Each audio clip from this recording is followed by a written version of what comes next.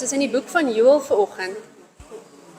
Ons het so lekker vinnig deur Jona gevlieg laasweek en Jona is maklik. Ek het gedink Joël is ook net sommer so 'n maklike boek. Maar Joël is toe nou eintlik glad nie so 'n maklike boek nie. Dit is eintlik 'n vreeslike complicated boek. Okay. Vol van allerlei ander insigte en waarhede wat ek vir julle sal probeer deurgee. Ek dink 'n mens kan 'n klomp verse uit Joël uitvat en regtig 'n 3 ure praatjie daaroor hou. So ek gaan probeer om vir julle net 'n oorsig te gee van die onderwerpe wat Joël aanhaal en wat die boek van Joël eintlik oor profeteer. En as julle wil dan kan ons later uitbrei oor van dit. Okay. Joël is nou nie een van die ouens wat vir ons sê, "Hallo, my naam is Joël en dis die tyd waarin ek geskryf het of hierdie ou was koning of so nie." So ons is nie 100% seker. Ons kan nou uit die geskiedenis uit sien min of meer waarvan Joël praat en dan lyk dit vir ons of hy geprofeteer het so tussen 835 en 796 voor Christus. Okay, maar hy is klein bietjie meer geheimsinnig in sy introduction. Ons weet dat hy in die tyd geprofeteer het van Elisa en dat hy ten minste vir Elia geken het. Hy was waarskynlik nogal bietjie jonger gewees in Elia se tyd, maar hy het vir Elisa geken. En dan ook, maar in die tyd van Jona en Amos. Joël beteken Jehovah of God is God. Dit is wat dit beteken. In Hebreë sê hulle Joël, Joël. Weet nie hoe sal ons dit in Afrikaans sê nie, Joël, basies 2 woorde. Maar Joël, Jehovah is God. Okay. Hy profeteer aan die stam Juda. Julle weet, is hierdie lot. Die stam wat bietjie langer gevat het voordat hulle uitgevat is in ballingskap. Die beter stam. Ek sal nou nie sê die beter stam nie, Tannie Gail, maar ja, hulle het langer gevat. Ja, hulle het baie meer godly konings gehad. En hulle was liewer vir God, hulle het die afgode so aanbid en aangehang soos die ander nie. Okay. En in Joël se tyd was daar 'n plaag van sprinkane.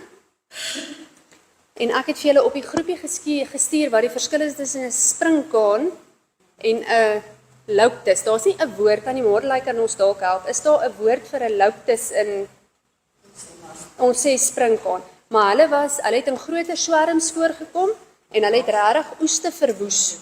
Dis waarvoor hulle bekend was. Hulle was regtig 'n destructive, opvreterige lot goggatjies wat groot skade gemaak het. Waar 'n sprinkaan doen eintlik glad nie dit nie. Ek het dit regtig ook nie geweet nie. Maar dis interessant.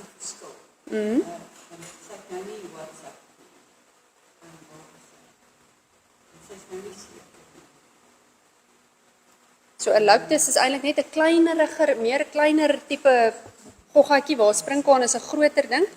En sy groot ding is maar net hy verwoes. Hy vreet.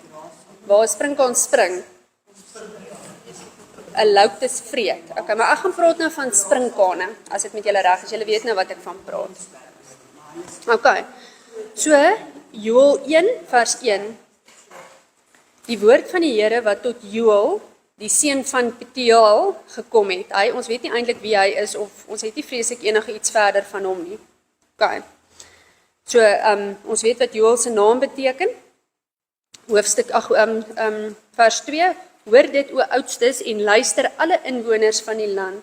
Het so iets ooit in julle dae en in die dae van julle vaders plaasgevind?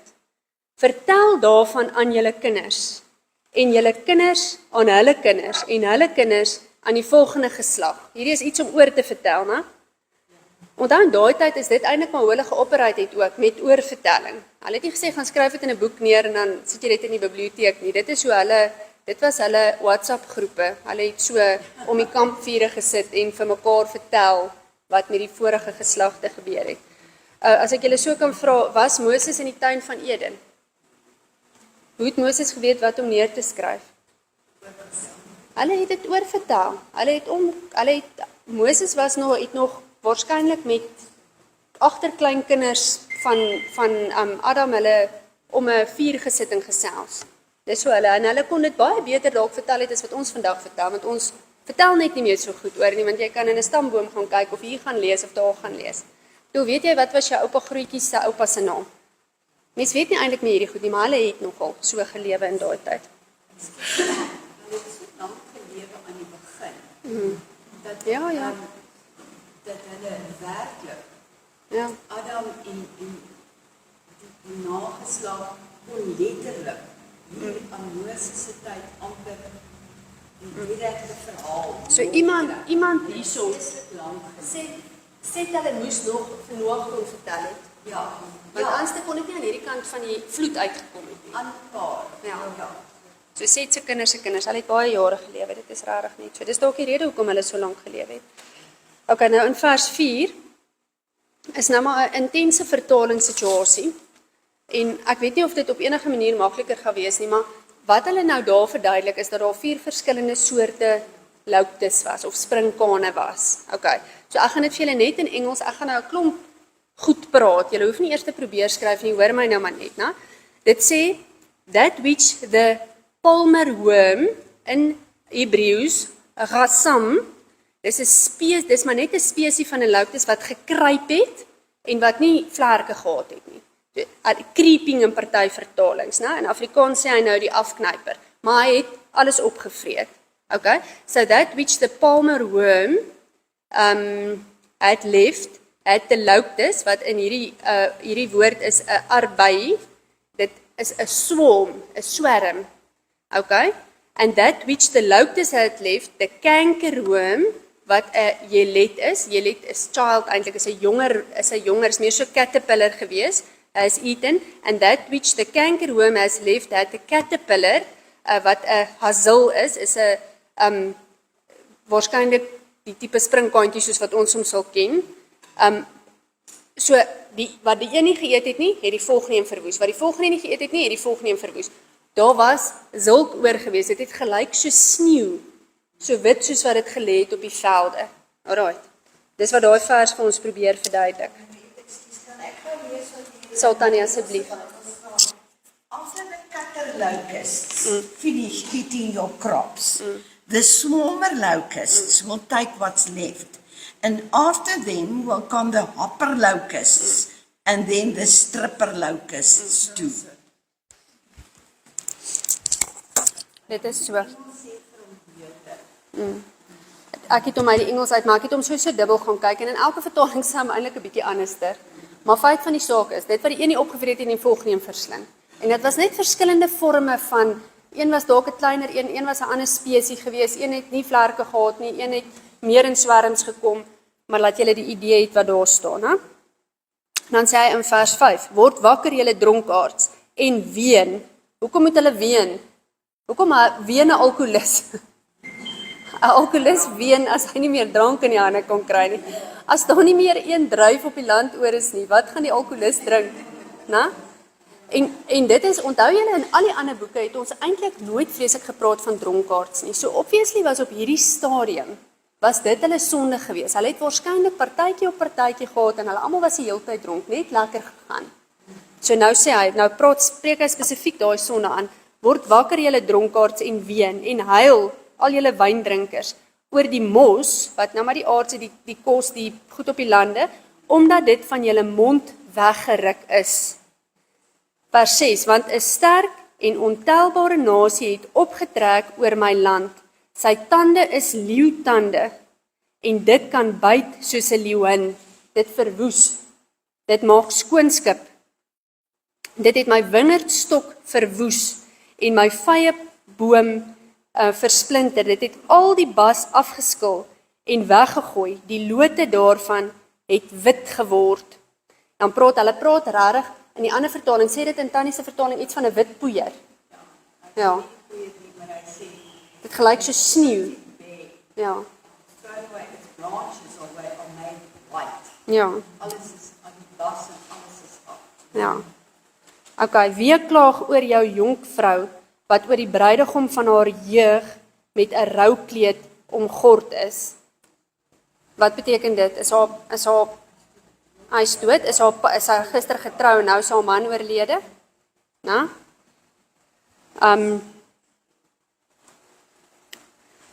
Ek wil net vir julle sê, so op hierdie stadium is daar 'n ontsaglike plaag in Juda en alles word verslind.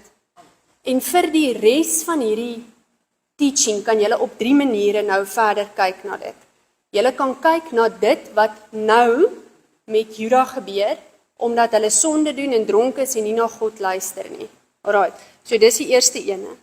Maar dit praat ook profeties oor the day of the Lord, wat ons in Openbaring van lees, en ons nog 'n paar keer in Joël, ek dink hy praat 5 keer in Joël van the day of the Lord, wat 'n aanduiding is vir die dag wat Jesus terugkom en kom touchdown op aarde na die 7 jaar groot verdrukking. Dis waarvan hy praat.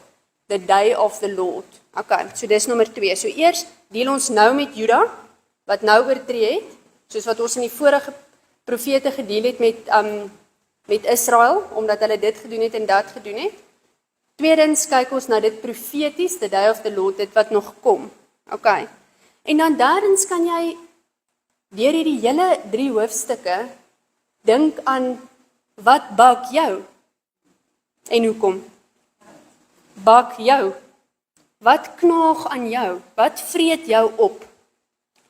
Wat se pes of plaag het jy op hierdie stadium in jou lewe? Vers 9 sê hy, spysoffer en drankoffer is onttrek aan die huis van die Here. Die priesters en die dienaars van die Here treur. In die verlede het hulle al hierdie offers gebring en dan het God die hele tyd gekla want hulle het dit nie met puur harte gedoen nie. Hulle het dit gedoen eintlik maar om gesien te word of uit hoogmoed uit of jy weet om iets aan 'n mens te bewys. Nou is dit gone. Daar is nie 'n spysoffer om na die tempel toe te vat nie. Dis opgevreet. Daar's nie kos nie. Hulle kan dit nou nie hulle kan nou nie meer doen wat die Here vir hulle beveel het om te doen in die wette nie, né? Die veld is verwoes, die akkerland treur, want die koring is verwoes, die mos het weggedroog, die olie het verdwyn, die landbouer staan beskaam, die wynboer weeklaag oor die koring en oor die gars, omdat die oes op die lande verlore is. So daar's net dood eenvoudig niks oor nie, en nie eers die beeste het kos om te eet nie. Dit gaan baie sleg met hulle. Dit is 'n baie goeie hoofstuk om te lees as dit nie met jou goed gaan nie, want dan kan jy sien hoe God gaan restore ook, né? Die wingerdstok het verdor en die vye bome het verwelk, die granaat, ook die palm en die appelboom, al die bome van die land het verdor, want beskaamd is die vreugde weg van die mense kinders af. So die hele ekonomie het gekollaps. Nie goed nie, nie goeie tye waarin hulle is nie. Al die ander profete wat ons tot dusver gedoen het, was die hele tyd ekonomies baie goed gegaan met Israel. So nou gaan dit baie, baie sleg. Omgord julle en klaag, o priesters, huil dienaars van die altaar, kom vernag in rouklere, dienaars van my God, want die spysoffer en die drankoffer is geweer van die huis van julle God. So wat kan hulle doen? Vers 14. Heilig 'n vasdag, roep 'n vergadering saam, versamel die oudstes, alle inwoners van die land in die huis van die Here julle God, en roep tot die Here. Nou, wat kan ons doen as dit sleg gaan? Kom ten minste kerk toe. Al roep jy nou nie die kerkdiens tot by mekaar nie, kom ten minste kerk toe. Vas, staan daar, né? Okay, en roep tot die Here.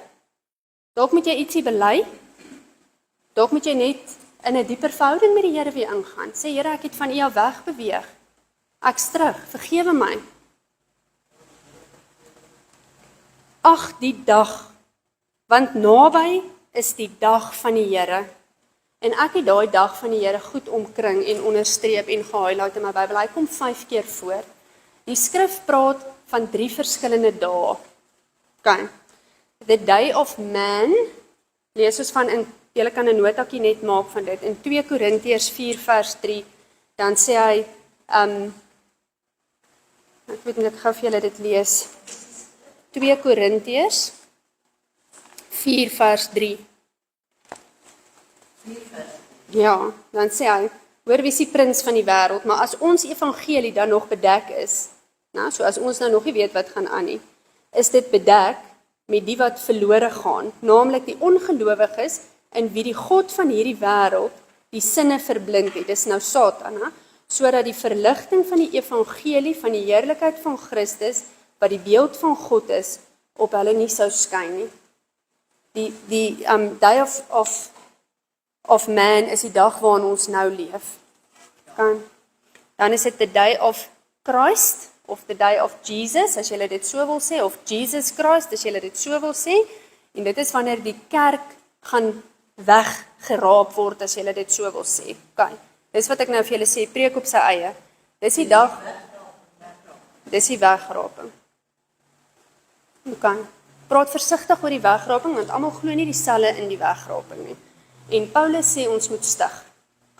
So ons kan dalk op een mooi dag praat oor die wegraping, dan sal ek baie mooi vir julle skrif gee oor hoekom ek praat van die wegraping. Maar dit is nie the day of the Lord nie. The day of the Lord, die dag van die Here of die dag van God, is die dag wat God self intervene met ons menslike, hy is mos 'n groot gentleman en hy los ons mos om te doen net wat ons behaag. Maar daai dag dan gaan hy kom interfereer met ons goed.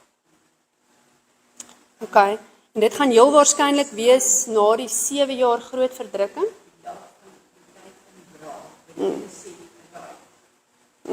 Hy het nou genoeg gehad, nou gaan hy oordeel. Verdien, ja. So baie ouens praat van dit, dis hoekom ek daai day of the Lord, julle kan hom regtig highlight, elke keer as julle hom raak lees. En hy loop baie keer saam met die son en die maan gaan verduister. Ja, so as jy sien die son en die maan verduister, ek sal nou vir julle 'n bietjie skrifte daaroor gee. Maar Amos praat 'n paar keer daarvan, Jesaja praat daarvoor, Esegiel praat daarvan, Daniël praat daarvan. En Joel self praat 5 keer van the day of the Lord.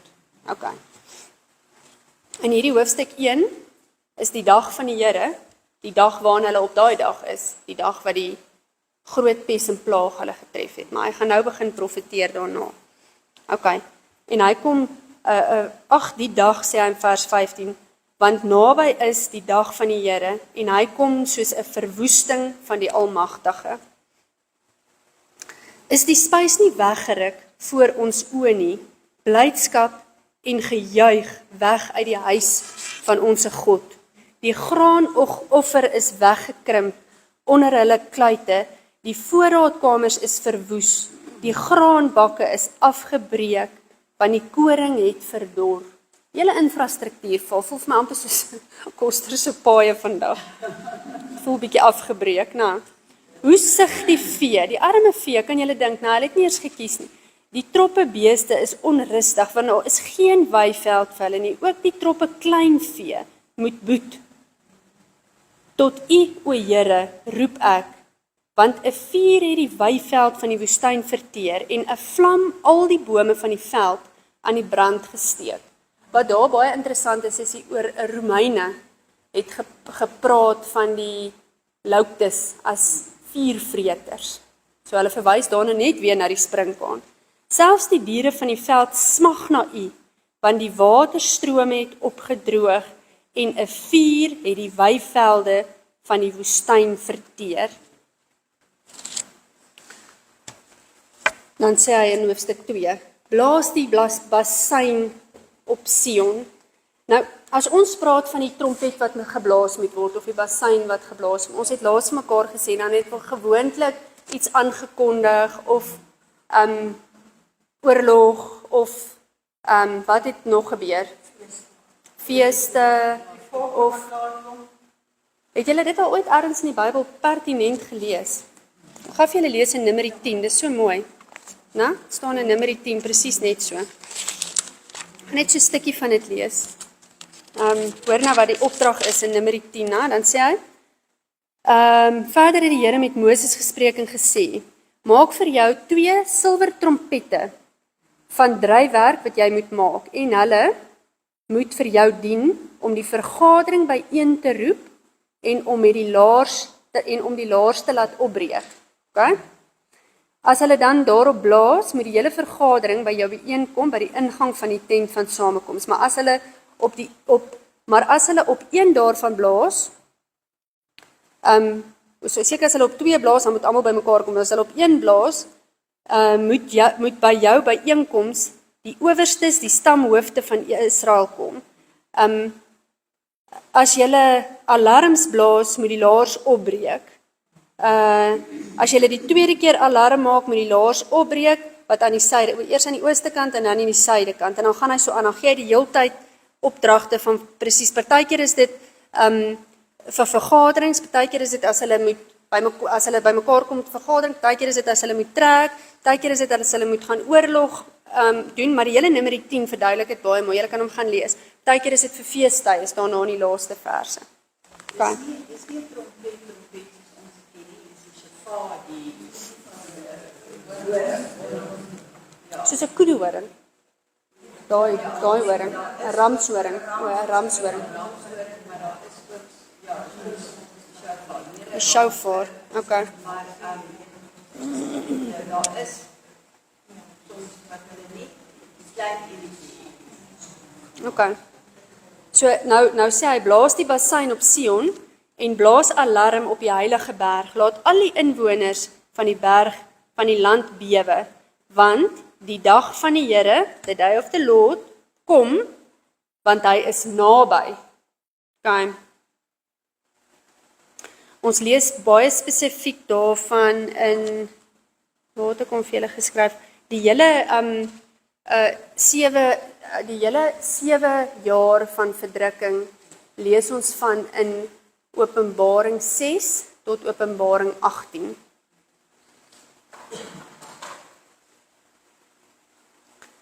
En op baie ander plekke in die Bybel, maar ek sal vir julle so tussendeur sê, 'n dag van duisternis en donkerheid, 'n dag van wolke en wolkenag, soos die môre skemering uitgesprei oor die berge, kom 'n talryke en magtige volk wat wat staan daar, Outshare? Wat is dit? Sy gelyke nie gehad, van ouds seker, sy gelyke nie gehad het nie, en dit hierna ook nie sal hê in die jare van die verste geslagte nie. So, hierdie stuk word omtrent in elke evangelie aangehaal. Ek gaan hom vir julle lees in Markus 13, wil ek net gou vir julle hierdie stuk lees, dan gaan julle nou baie mooi by wees.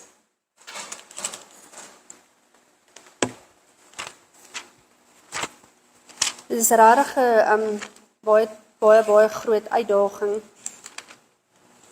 om al die skrifte bymekaar te kry, nou. Want die een verwys 100% na die ander een, en as jy dit nie weet nie, dan mis jy partykeer kwaai uit. Hierdie staan ook in Matteus 24, en ek dink dit staan in Lukas 11 ook. Ek weet nie onthou waar ek die Lukas skrif neergestuur, maar julle sal hom kry. Dit staan omtrent in elke evangelie. Okay, maar in hierdie dag, sê weet dan nie? Ek dink in Lukas 11, ek sal nou kyk. Ek sou dit iewers neergeplot het. Maar nou lees ek in Markus 13. Maar in hierdie dae, na die verdrukking, sal die son verduister word en die maan sy glans nie gee nie. En die sterre van die hemel sal val en die kragte wat in die hemel is, sal geskit word. Klink dit vir julle na iets wat in Openbaring staan? En dan sal julle die seun van die mens op die wolke sien kom met 'n groot krag en heerlikheid. Okay? Ek vir julle gesê dis wanneer Jesus kom op die wolke. En dan sal hy sy engele uitstuur en hy sal sy uitverkorenes uit die 4 windstreke versamel van die einde van die aarde af tot by die einde van die hemel. By the way, is Joel die heel eerste ou wat hieroor praat. Die heel eerste profeet wat iets hiervan sê. En leer van die vyeboom, wie is die vyeboom? Israel. Hierdie gelykenisse, wanneer sy tak al sag word en sy blare uitbot, weet julle dat die somer naby is. Julle moet onthou, Israel is terug Jerusalem toe, nadat hulle letterlik na hierdie ballingskap, die eerste volk in omtrent 830 voor Christus, en Juda in omtrent 580 voor Christus, dink ek is Juda uitgevoer in ballingskap, was hulle nooit weer wat noem ons dit, 'n nasie, tot in 1948, toe hulle terug is, toe hulle terug is Jerusalem toe. Voorwaar ek sê vir julle, hierdie geslag sal sekerlik nie verbygaan voordat al hierdie dinge gebeur het nie. Die hemel en die aarde sal verbygaan, maar my woorde sal nooit verbygaan nie. Maar van hierdie dag en uur weet niemand nie, ook nie die engele in die hemel of die Seun, wat met 'n hoofletter is, so dis Jesus nie, maar net die Vader. Okay. Ons gaan nou 'n paar keer daai goedjies aanhaal, julle gaan sien, hè? Vers 3, hoofstuk 2, vers 3. Voor hom uitverteer 'n vuur en agter hom brand 'n vlam. Voor hom lyk die land soos die tuin van Eden, baie mooi, idillies, en agter hom is dit 'n woeste wildernis. Ook kan niks daarvan ontkom nie. Sy voorkoms is soos die van perde. Dit staan ook in Openbaring, spesifiek Openbaring 9 vers 3. Maak dit vir julle 'n nota daar, maar dit staan eintlik presies net so, van die graashoppers wat lyk soos perde, né? Net soos perde ruiters, en net soos ryperde, so hardloop hulle, soos die gedruis van waans, huppel hulle oor die bergtoppe, soos die geketter van 'n vuurvlam, wat die kaf verteer, soos 'n magtige volk, wat vir die geveg opgestel is. Vers 6, vir hom bewe die volk van angs, alle aangesigte verbleek. In daai gedeelte in Openbaring 9 vers 3 waar hy praat, as jy rondom daai gedeelte 'n bietjie lees, dan sê hy, hulle kry die magte, hulle kry mag, die graashoppers, né? Die locusts kry mag om te doen wat skorpioene doen. En hulle mag dan die mense pynig en die mense kan dan nie meer sterf nie. So dis 'n definitiewe eerder as 'n grashopper, waarskynlik een of ander demoniese mag wat gaan in daai tyd kom, né? Ek wil net seker maak, julle is by. Ons praat hier van in die middel van die groot verdrukking. Hy verduidelik nou, dit gaan nou sleg met hulle, so ons is in Juda nou, waar dit sleg gaan, waar hulle hierdie sprinkaan sien. Maar nou profeteer hy na wat gaan gebeur in die 7 jaar van groot verdrukking. Die 7 jaar van groot verdrukking is 'n topic vir 'n groot discussion later. Maar as jy net vinnig wil weet, in Daniël profeteer Daniël oor, aanvanklik sê God vir hom, julle gaan 70 jaar in ballingskap wees. En dan op 'n stadium kom 'n engel na hom toe, dan sê hy vir hom, jy gaan 70 maal 7 jaar in nie pertinent ballingskap nie, maar in captivity, of nie terug in jou land, nie waar dit met jou goed gaan wees nie. En dis daai tyd wat Daniël die 21 dae vas doen, waar die skrif sê eintlik niks wat lekker is het oor sy lippe gekom nie, so hy het niks lekker geëet nie. Okay. En wat ons weet, waar ons vandag staan, is dat 70 jaar maal 7 gee vir jou 490 jaar. Okay.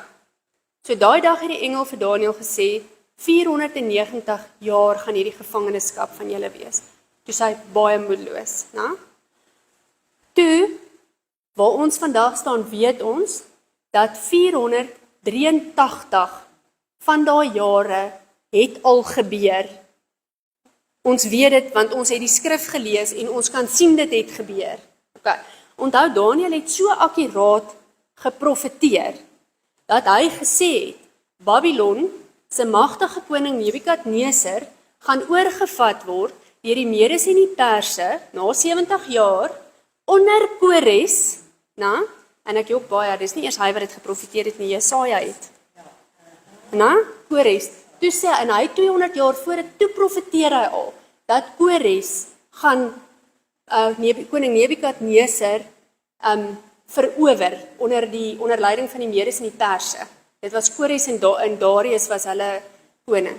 So al wat Daniël toe doen is hy 70 jaar later toe vat hy vir Kores, toe Kores aan bewind kom, toe vat hy vir hom die skrifte, toe sê hy maar Jeremia, ek mag dalk verkeerd sê, dit kan Jesaja wees, ek raak bietjie die mekaar met hulle twee, maar hulle het al 200 jaar van tevore gesê, jy gaan hier oorvat. En dit is toe, wat koning Kores sê, okay, julle kan maar weer terug gaan Jerusalem toe laat gaan hulle. So toe is hulle eintlik uit hulle ballingskap uit in Babylon. En dis nou die punt, daar is nog 7 jaar oor. Wat het van daai 7 jaar geword? Okay. So alles het presies gebeur soos wat hy geprofeteer het. Medes in die Perse het oorgeneem, daarna die Grieke oorgeneem, daarna die Romeine oorgeneem. Hy noem die Grieke se name. Hy sê nie onder Alexander nie, maar hy sê die Grieke gaan oorvat. En dan sê hy ook nie die Romeine gaan oorvat nie, maar dan sê hy die volgende ouens gaan oorvat, wat ons nou weer die Romeine was, want ons is mos nou aan hierdie kant van die geskiedenis. En die Romeine is die mense onder wie Jesus gebore is. Dit is, so as jy nou die Ou Testament by die Nuwe Testament wil kry, dit is die tyd waar Jesus gebore is. So Jesus het toe nog in die Romeinse regering, is hy gebore. Okay. En sê nou maar Jesus het gekom, en die lot Jode het vir Jesus gesien, en geaanvaar, dan kon die storie dalk aangaan. Maar hulle het nie. Hulle het vir Jesus verwerp. Hulle moes, want God het hulle oë toegemaak om nie verder te sien nie. Maar toe op daai stadium, op 483 jaar na die profesie van Daniël, toe stop die tyd. So daai laaste 7 jaar het nog nie gebeur nie. Okay. So dan praat die Bybel nou van die 7 jaar van groot verdrukking en hy praat in baie moeilike terme van soveel weke van wat en hoe ook al, ons sal dit mooi in detail doen wanneer ons daarby kom, maar daai 7 jaar moet nou nog gebeur. En eerste, soos wat ons dit verstaan, gaan daar 'n wegraping wees, dan gaan die kerk weggaan. Okay, so wat het verander? Al die profeseë was vir die Jode gegee. Alright? Toe stop die profesie. Toe sê Jesus, nou draai hy om na die Gentiles toe. Wie is die Gentiles? Wat sê jou Bybel? Sê jou Bybel Gentile? Jou Bybel sê heiden. So asseblief as jy oor heiden lees, gaan kyk net van wie praat hy. Dis vandag, hulle gaan julle vandag wys, hoe kan jy hierdie ding groot verkeerd staan as jy dit nie reg lees nie. So toe draai hy hom na die Gentiles toe. Toe draai hy hom na ons toe. En ons noem dit die kerkera. So ons is nou al vir die laaste 2000 jaar uit profesie uit in die kerkera. Okay. So wanneer hy nou terugkom om die laaste 7 jaar klaar te maak, het hy iets met ons te doen? Nee, want is vir die Jode. So hy gaan ons eers wegvat. En daar's baie oulike skrifte. Daar staan nêrens in die Bybel Jesus gaan kom en ons wegruk en dan is die kerkera verby nie, want onthou, daar staan nie van die kerkera in die Bybel nie. Ons kan net sien die klok het gestop op 483 jaar. En nou is ons nog steeds in daai tyd, 2000 jaar later. En ons weet die volgende 7 jaar moet nog kom.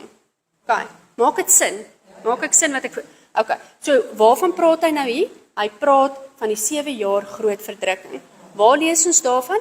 In Openbaring 6 tot 18. En dan gee hy al daai basyne wat geblaas word en die seels wat oopgemaak word en wat skale wat getip word en dit is die 7 jaar van groot verdrukking wat hulle in Openbaring verduidelik. Tannie, ons is in die laaste dae, maar as ek nou al die commentaries wat ek nou luister en lees, sê hulle ook ons is in die laaste dae en daai ouens is gerekord al in 1980. So hulle het ook maar gedink is die laaste dae. Ja, elke ou het sy opinie daaroor. Ek dink die mense het baie waaragtig gedink dis die laaste dae toe die millennium oorgaan, want alles in die Bybel het in 2000 gebeur. So dit was Adam en Eva 2000 tot by Noag, 2000 tot by Abraham en so en ons is nou weer van wat Jesus gekom het is ons nou in 2025. Ek het my opinie daaroor, maar dit is ek sê dit met 'n met tong in die kies, want is eintlik niemand weet nie, die skrif het nou net gesê, maar ek sê altyd as Jesus gebore is in 0 en begin operate het in 1933 op ouderdom 33, party weet die party sê 28, party sê 33, dan dink ek moet ons daai tyd weer bietjie hulle weet dit gaan in September wees. Daar's 'n fees wat se naam ietsie is soos nee, die fees wat niemand die dag of die datum van weet nie, want dit kon die kant toe geval het of daai kant en dis in September. So dit gaan waarskynlik in September wees. Ek weet nie, maar dis nie relevant nie. Is dit relevant? Kan ons daaroor Ek hou daarvan om bietjie daar uit te vis, maar dit is regtig nie relevant nie. Jou grootste gevaar is wanneer dit 'n redenasie raak. Want dan gryp jy na wind. Dit maak nie saak. Die feit van die saak is, en dan gaan dit nou vir julle lees, ons moet die hele tyd gereed wees. Dis die punt. Is dit vir my interessant, regtig baie. Ek geniet dit net baie om in dit te dwel, as ek dit nou so kan stel. Maar ek sal dit nie preek nie. Ons werk die Roman kalender. Ja, Ons werk op die Romeinse ja. almanac. Ons werk op die Romeinse almanac. Die Bybel, alles, werk op die Joodse. Hulle werk op die Joodse almanac. jaar is way anders as ons jaar. So ons kan glad nie Ons kan nie. op ons Roman kalender Ja. werk 2000 jaar nie. Want jy kyk na die En dit is eintlik hoekom dit so complicated is om die Sabbat te doen of nie die Sabbat te doen nie, want hoe weet jy nou eintlik die Sabbat is op 'n Vrydag of op 'n Sondag of wanneer is hy? Die Here wou gehad het jy met een dag rus.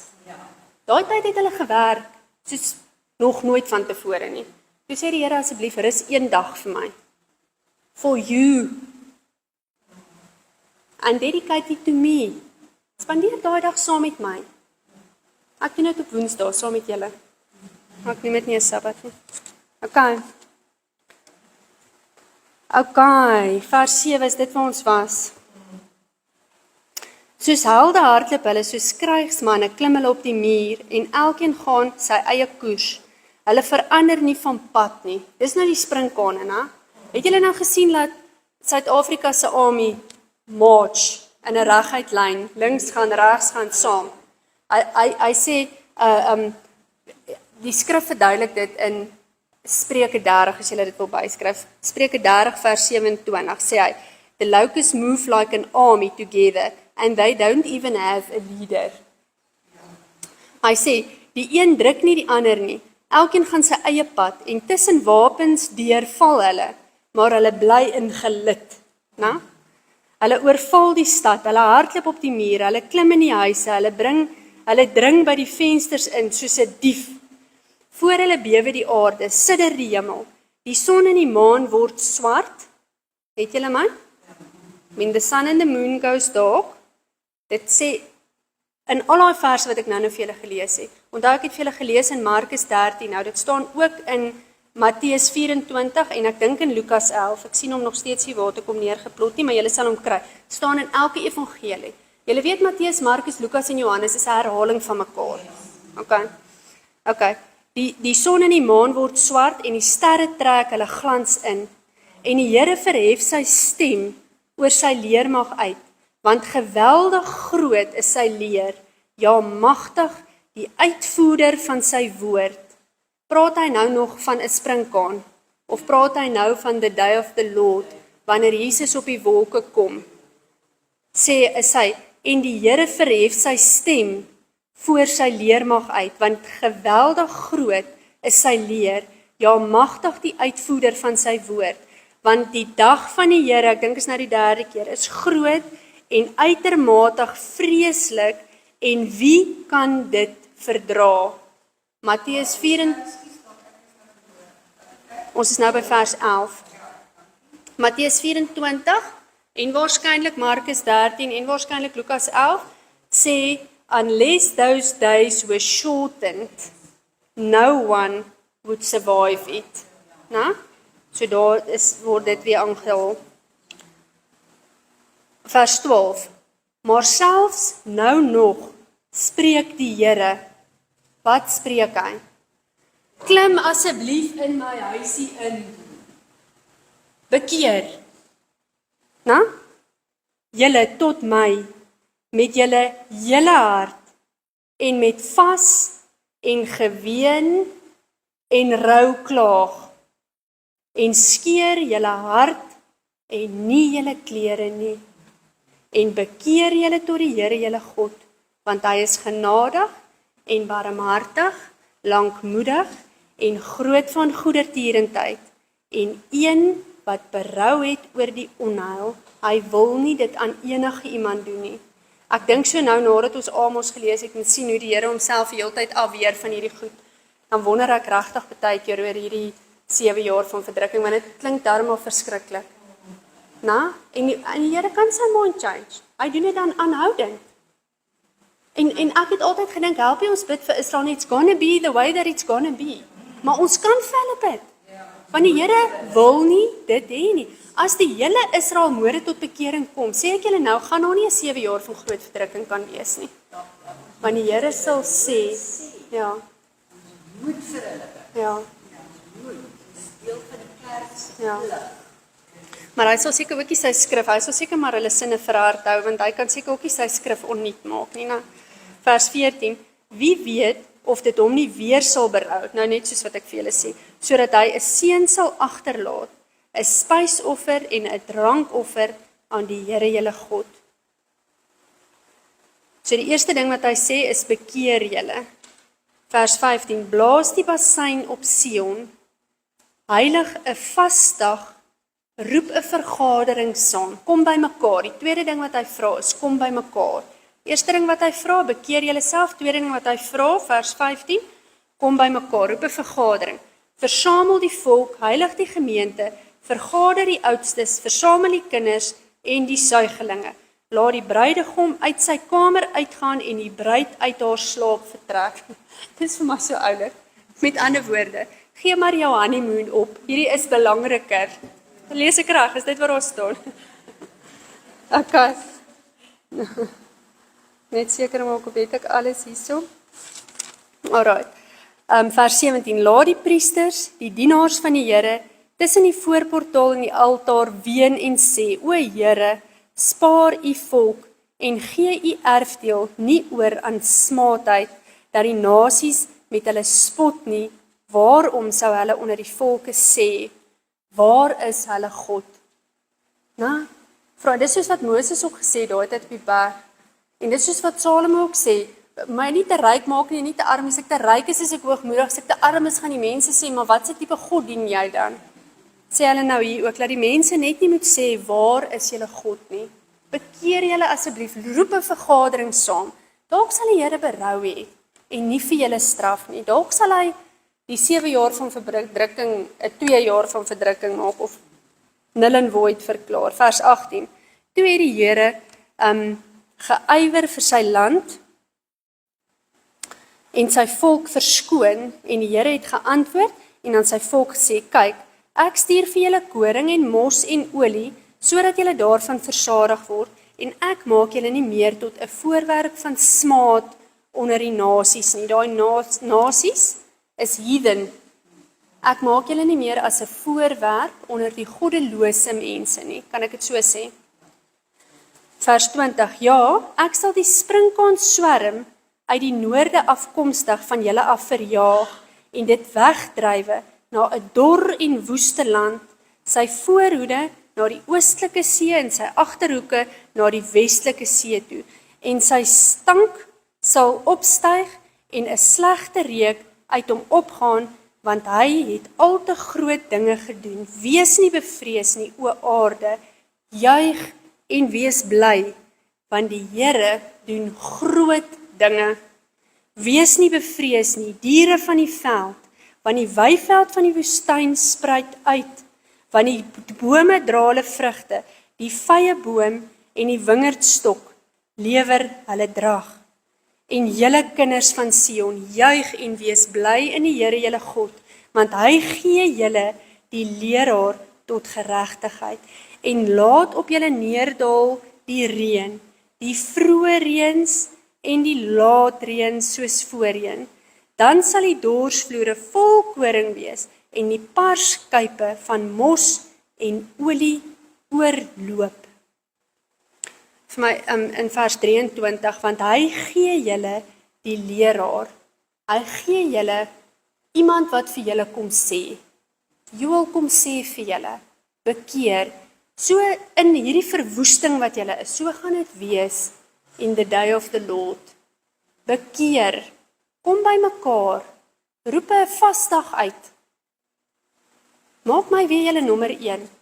Dan sal ek berou kry en julle nie straf nie. En dan sal dit weer met julle goed gaan. Dan sal alles weer mooi groen en weelderig wees en julle sal weer wyn hê en elke ding wat julle moet hê. So die eerste ding wat hy sê is bekeer julle. Die tweede ding wat hy sê is kom by mekaar. En dan die derde ding wat hy sê, juig en wees bly. Okay. So as jy nou vir my vandag sê, jy het nou 'n bietjie mooi hieroor gedink en jy besef, daar's 'n bak in jou lewe en hierdie bak jou nou al vir hoe lank? Dis 'n plaag, dit hou nie op nie, dit knaag aan jou, dis besig om te verwoes. Wat is die antwoord? Bekeer jou. Kom by mekaar. Kry iemand om saam jou te bid. Jy hoef nie na 'n pastoor toe te gaan nie. Almal weet genoeg. Almal wat Jesus in hulle harte het, het Jesus in hulle harte. Dit wat Jesus op aarde gedoen het, kan julle saam met mekaar doen. Bid saam met mekaar, kom by mekaar. Vas as julle moet, vas vir mekaar as julle moet. En dan in vers 23, juig en wees bly in die Here. Sê vir hom dankie, al het dit nog nie gebeur nie. It's gonna happen. Jy weet mos wat sê die skrif. Hoe gaan dit met jou gaan? Jy het die skrif tot by, het julle almal se Bybels Openbaring 25 in? Myne ook nie. Openbaring gaan tot by 22. Het julle almal se Bybels Openbaring 22 in? Ken julle die einde van die storie? Gaan dit oukei wees? Nee, ek terg sommer Tannie. Daar's nie 'n 25 nie. Tannie Magriet. As jy Openbaring 22 in jou Bybel het, dan ken jy die einde van die storie. It's gonna be okay. Okay. Draai na die Here toe, kom by mekaar, juig, eer die Here. Alright, dan is die baie bekende en baie mooi vers 25. En ek sal julle vergoed vir die jare wat die trekspringkon, ek gaan hom nou in my vertaling lees, die voetganger, die kaalvreter en die afknyper verslind het. Selfs as daar eerste vers 4, nou hoofstuk 1 vers 4. Dis net die verskillende springkane gewees. Ek sal julle vergoed vir die jare wat die trekspringkaan, die voetganger, die kaalvreter en die afknyper verslind het.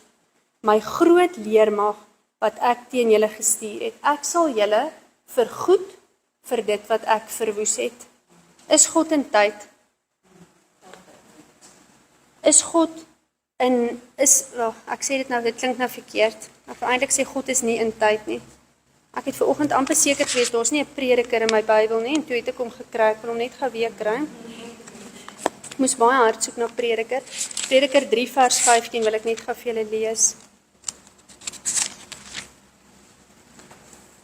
Alles wat is, was alreeds, en wat sal wees, was alreeds, en God soek weer op wat verbygegaan het. God is nie in ons tyd nie. God kan vir jou gaan herstel wat die springkaan in jou verlede opgevreet het. Ek gebruik hierdie skrif verskriklik gereeld as ons in berading is, want mense kan baie hartseer wees oor dit wat hulle verloor het. Baie keer het hulle goed verloor omdat hulle slegte keuses gemaak het. Maar God sê hy sal vir jou herstel dit wat die verderwer verwoes het. En jy kan dit regtig glo.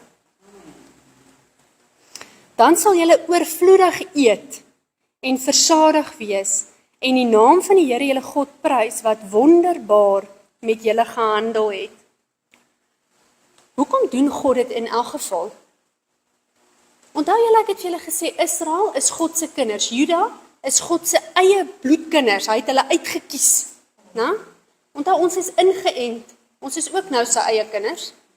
Maar hy het solid reg gehad om hulle pak slaag te gee. Soos wat jy jou kind mag voeder. Hoekom voeder jy jou kind? Want jy is lief vir hom. Hoekom voeder jy jou kind?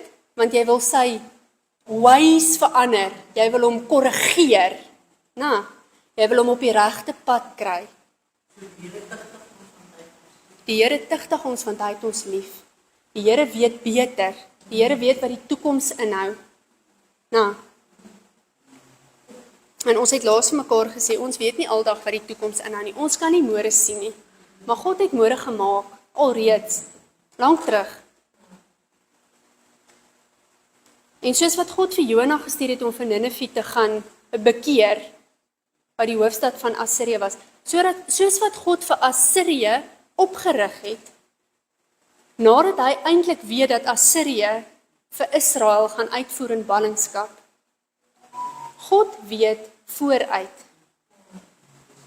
En ons moet so lewe. Ons weet mos God weet beter en hy wil die beste vir jou hê, die heel beste. Hy gaan seker maak dat jy oorvloedig eet. Vers 27, en julle sal weet dat ek in die midde van Israel is en dat ek die Here julle God is, want dis al wat hy wil hê. Verhouding met my, besef ek is God, besef ek is julle pa en niemand anders nie. En my volk sal in ewigheid nie beskaamd staan nie. En daarna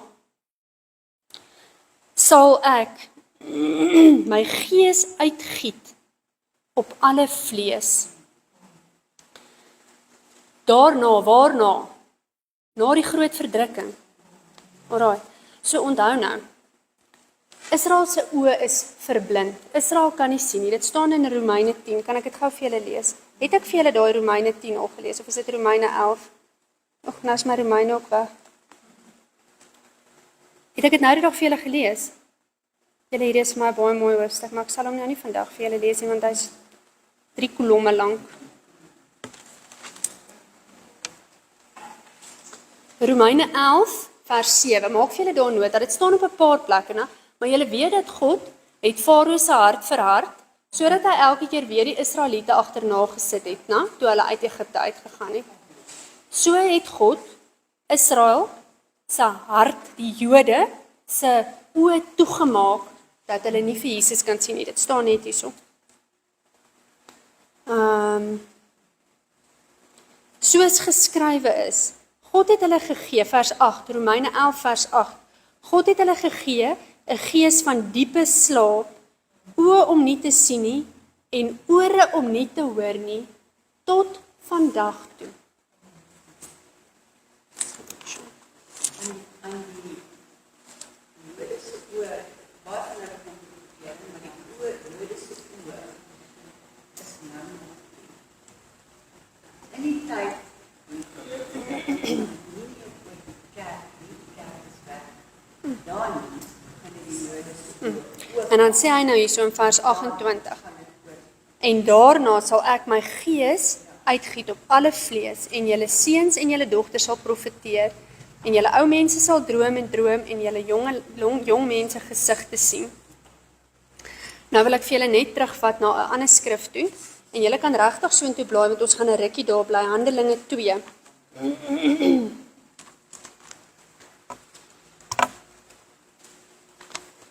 Want hierso in Handelinge 2, dan haal Petrus vir Joel aan. Hy sê in vers 16, maar dit is wat Joel geprofeteer het. So wat het hier gebeur? Handelinge 2, né? Gaan vir julle lees, dan sê julle vir my of onthou julle die storie. So onthou nou, Jesus is gekruisig. Hy was 3 dae in die buik van die vis, Jonas se profesie. Hy het opgevaar hemel toe. Nie opgevaar hemel toe nie. Hy was, ek vertel net, ek sal nou vertel nie, so ons gaan by Handelinge 2 lees, né? Okay. Okay, so nou is Jesus terug op aarde, nadat hy aan die kruis gesterf het. Okay, toe dwel hy op aarde vir hoe lank? Vir 40 dae. Okay. Toe is dit die hemelvaart. Okay. Wat baie van die mense vier mos nou nog die hemelvaart as 'n publieke vakansiedag. Okay. Toe moet hulle na die bokamer toe teruggaan in Jerusalem. En toe het hulle daar gebly bid vir 10 dae en toe was dit Pentekost wat 'n fees was wat hulle gehad het in daai tyd. Okay. Penta beteken 50. Okay, nou hoor nou, as julle by my. So Jesus is gekruisig, hy het 40 jaar op aarde geloop, hy vaar op hemel toe. Vir 10 dae is hierdie disippels of apostels stoksiel alleen in die bokamer saam met nog 'n paar mense, hulle bid nou, né? Okay. En toe die dag van die Pinksterfees aangebreek het, was hulle almal eendragtig bymekaar. Ten minste het hulle bietjie geluister, né? Wat het hulle gedoen? Hulle was daarin bymekaar, né? En daar kom skielik uit die hemel 'n geluid soos van 'n geweldige rukwind en dit het die hele huis gevul waar hulle gesit het. Toe is deur hulle tonge gesien soos van vuur, wat hulle self verdeel het en op elkeen van hulle gaan sit het. En hulle is almal vervul met die Heilige Gees en het begin spreek in ander tale soos die Gees aan hulle gegee het om te spreek. Okay, so daai noem ons die uitstorting van die Heilige Gees. Alright, so wanneer jy tot bekering kom, dan roep jy mos vir Jesus in jou hart in. Dan het jy mos die Heilige Gees aan die binnekant van jou. Maar het die Heilige Gees jou dan al? Nie altyd nie. Okay. So op 'n stadium kan jy gedoop word met die Heilige Gees. En dis waarvan hulle hier praat. Alright. En ek gaan nou vir julle verder, laat ek eers vir julle verder lees, dan gaan ek julle sê van die gawes, okay? Vers 5, en daar het in Jerusalem Jode gewoon, godsdienstige manne uit elke nasie onder die hemel. En toe hierdie die geluid kom, feit van die saak is, hulle het toe nou die verskriklik in tale begin praat, en die mense het gedink hulle is dronk. Alright. Vers 14, toe staan Petrus op, toe sê hy, maar Petrus het opgestaan met die 11 en sy stem verhef en hulle toegespreek. Joodse manne en almal wat in Jerusalem woon, dit moet julle weet en luister na my woorde. Hierdie mense is tog nie dronk soos julle dink nie, want dit is nog maar die 3de uur van die môre, dit was 9 uur die oggend. Vers 16, maar dit is wat deur die profeet Joël gespreek is. En in daardie laaste dae, spreek God, sal ek van my gees uitstort op alle vlees, daai woord is upon, op, nie net op nie, op, upon alle vlees, en julle seuns en julle dogters sal profeteer, en julle jongelinge sal gesigte sien, en julle ou manne sal droom, en ook op my diensknegte en diensmaagde sal ek in die dae, the day of the Lord, van my gees uitstort, en julle sal profeteer, en ek sal wonders gee, bo in die hemel, en tekens onder op die aarde, bloed en vuur en rookdamp, die son sal verander in duisternis, the sun and the moon will go dark, en die maane in bloed, voordat die groot en deurligte dag van die Here sal kom, en elkeen wat die naam van die Here aanroep, sal gered word. Okay, so daar haal hy pertinent uit Joël uit aan. Okay, so hy koppel hierdie uitstorting van die Gees, wat Jesus nou hiervan gepraat het, met doping in die Heilige Gees, soos wat ons dit ken in die Nuwe Testament. Nou wil ek vir julle net baie vinnig sê, want hierdie is 'n ding wat vir my vir baie jare van my lewe baie verwar het. As julle vinnig blaai, en is net die volgende hoofstuk is Romeine 10. Ja, Handelinge, en dan is Romeine.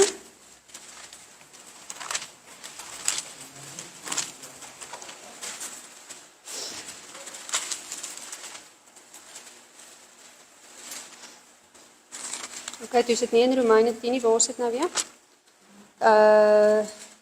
Korintiërs 10, ek kyk of ek dit neergeskryf. Waar staan die geestesgawes? Sê gou vir my wie weet? Nie geloof, sê dit dan nie gou?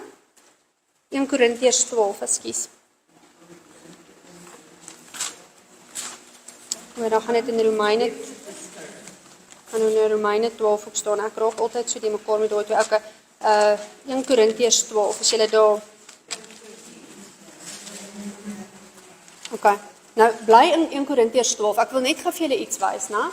In Romeine 12. Okay. En hier staan Joret se verwarring, want dit is albei in hoofstuk 12. Dit kan ek nou nooit verstaan nie. Okay, maar staan daar in Romeine 12 vers 6. Praat hy van genadegawes. Okay. Nou eendag kan ons ook iets lekkers doen oor genadegawes. Dis letterlik dit waarmee jy gebore is. Dit waarmee God jou bedraad het om vir hom 'n werk te kom doen op aarde. Okay. So ons almal het al hierdie goed, maar meeste van ons ek byvoorbeeld my sterkste genadegawe is heel moontlik teacher. Selfs soos Tannie Madeley is ook waarskynlik teacher, Tannie Gail is ook waarskynlik teacher, maar dit is waarmee hoe God jou gemaak het en hoe jy afgestuur is aarde toe. Okay.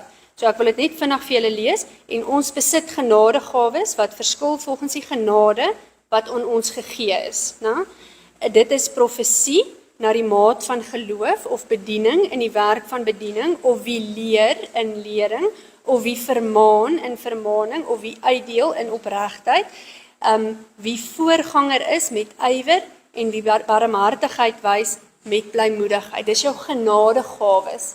Dis die gawes waarmee God jou aarde toe gestuur het. 'n Hoofstuk verder, 1 Korintiërs 12, praat hy van die geestesgawes. Okay. Die geestesgawe is 'n gawe wat jy kry wanneer God nodig het dat jy die gawe kry. So dis nie te sê jy gaan die hele tyd in al hierdie gawes operate nie. Wanneer God nodig het, laat jy sê nou maar, moet opstaan en bid vir 'n ou wat nou net in 'n kar ongeluk langs die pad lê, dan sal hy jou 'n ekstra porsie van geloof gee. As God vir jou sê, weet jy, staan op en gaan lê jou hande op hierdie ou, jy gaan hom nou genees, dan sal God vir jou die gawe van genesing gee. Okay, so dis God gawes wat hy vir jou gee vir sy funksie, om iets vir hom te doen. Okay, maar ek wil dit net vir julle lees, laat ons net almal, want julle gaan oor hierdie wonder, né? En wat die geestelike gawes betref, broeders, wil ek nie hê dat julle onkundig moet wees nie. Julle weet dat julle heidene, nee, Gentiles, né? So julle wat hier voor my sit, weggevoer na die stomme afgode, net soos julle ook al gelei is. Gaan net weer lees, julle weet dat julle heidene was, dat julle Gentiles was, weggevoer na die stomme afgode, goed wat nie kan praat nie, menslik gemaakte goed, net soos julle ook al gelei. Daarom maak ek julle bekend, dat niemand, wat deur die Gees, met 'n hoofletter, so God se Gees, Heilige Gees, van God spreek, Jesus 'n vervloeking noem nie, en niemand kan sê, Jesus is Here nie, behalwe deur die Heilige Gees. Daarom, daar is wel verskeidenheid van genadegawes, maar dit is dieselfde Gees. So daar is wel 'n verskeidenheid van die gawes wat God jou mee afgestuur het aarde toe, soos per Romeine 12, né? Maar dit is dieselfde Gees, vers 5. En daar is verskeidenheid van bedieninge, onthou daar's jou fivefold ministry ook, dit staan weer op 'n ander plek, dit staan in Efesiërs 4 vers 11, en tog is dit dieselfde Here, en daar is 'n verskeidenheid van werkinge, en tog is dit dieselfde God, wat almal gemaak het. En hier sê hy in vers 7, maar aan elkeen word 'n openbaring van die Gees gegee, met die oog op wat nuttig is. So dit waarvoor God jou nou wil gebruik. Okay. Want aan die een word deur die Gees, die Heilige Gees, 'n woord van wysheid gegee, en aan die ander 'n woord van kennis, en aan die ander geloof, en aan die ander genadegawe van gesondmaking, aan die ander werking van kragte, wonderwerke, aan die ander profesie, aan die ander onderskeid van geeste, wat 'n belangrike gawe, aan die ander allerhande tale, en aan die ander weer uitleg van tale. Okay. So daai is jou Heilige Gees gawes. Okay. En ons kan regtig op 'n stadium met dinge oor, sal ek hulle elkeen vir julle verduidelik, maar julle sien dat dit 'n hele storie is op sy eie. Maar ek wil net hê julle moet verstaan jou genadegawes en jou Heilige Geesgawes. En jou Heilige Geesgawes is baie definitief, sê Petrus vir ons in Handelinge, waarvan Joel praat in Joel. Maak dit sin? Ja. Right. Dankie Here, want dis wat ek gebang was ek gaan sukkel om vir julle te sê. Want dis 'n hele mond vol. Okay, vers 29, Joel 2 vers 29. Julle.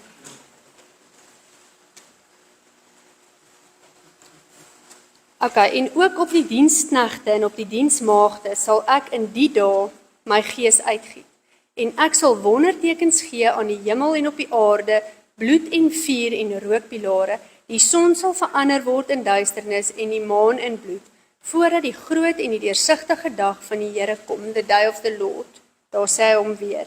En elkeen wat die naam van die Here aanroep, sal gered word. Ewen in die 7 jaar groot verdrukking, na? Onthou die tyd wat die 7 jaar groot verdrukking, wie gaan preek? Onthou ons almal wat Jesus aanvaar het, is nou weg. Die kerk is weg. Wie gaan nou vir die Jode verduidelik hoe hierdie winkel werk? Daar gaan 2 getuies kom uit die hemel uit. En die 144.000. Hy gaan 12.000 man uit elke stam oprig. Ja. En hulle gaan daar's kultus ook wat ons glo aan die 144.000 is die enigste mense wat hemel toe gaan. Dis nie waar nie. Daar staan Joodse virgin mans. That's the story. En nie nog erger, daar staan 12.000 uit hierdie stam, 12.000 uit hierdie stam, 12.000 is kan nie meer strydvoort wees nie. Dit staan regtig so. Dit staan in Openbaring 7 en dan ek dink weer in Openbaring 14 verduidelik hulle van die 144.000. En hulle sal dan aan die Jode preek, want hulle gaan waarheid ken. En dan ongelukkig gaan 2/3 van die Jode sterf. Maar as jy op daai stadium jou hart vir die Here gee, of die Here kies of besef, dan sal jy hemel toe gaan. Onthou daar gaan Gentiles ook. Ek dink dit sal seker wees, ja. Ek dink net daarna, né? Wanneer hierdie day of the Lord kom, né? Wanneer Jesus nou self op die wolke kom, gaan daar 'n groot oorlog wees en dan kom die 1000 jaar vrederyk. Okay. Ek wil julle laaste vers lees en dan dink ek gaan ons die 1000 jaar vrederyk los vir volgende keer. En elkeen wat die naam van die Here aanroep sal gered word, want op die berg Sion en in Jerusalem sal daar ontkoming wees, soos die Here gesê het, en onder die vrygeraaktes die wat die Here sal roep. So baie ouens gaan op daai stadium bekeer. Hoe kry jy die Heilige Gees?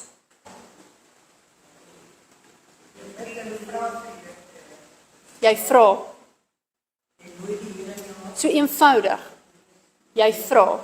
Die skrif sê in Lukas 11 dat as ons wat ungodly is, nie vir ons kind 'n slang sal gee as hy vra vir jou vir 'n stukkie brood nie, hoeveel te meer sal God vir jou gee wanneer jy hom vra. Okay. En ek was regtig vas van plan om hoofstuk 3 op te doen, maar ek sien is al amper 11:30.